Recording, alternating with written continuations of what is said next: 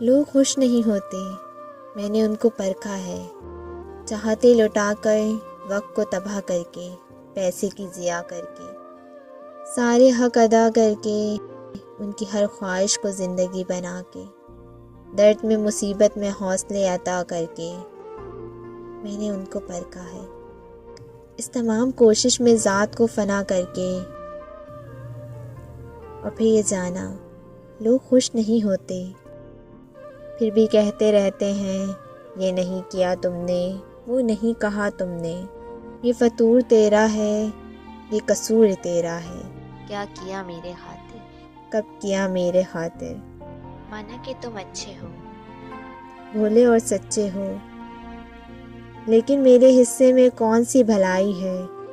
تم سے تو ہزاروں اچھائی، باقی سب جدائی ہے۔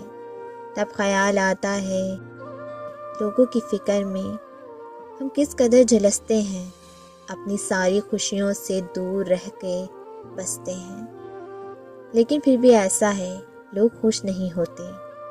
کچھ بھی کہتے رہتے ہیں۔ اس لیے یہ سوچا ہے لوگوں کی خوشی کی خاطر ہم کو کام کرنا ہے، چاہت سے محبت سے سب کو رام کرنا ہے،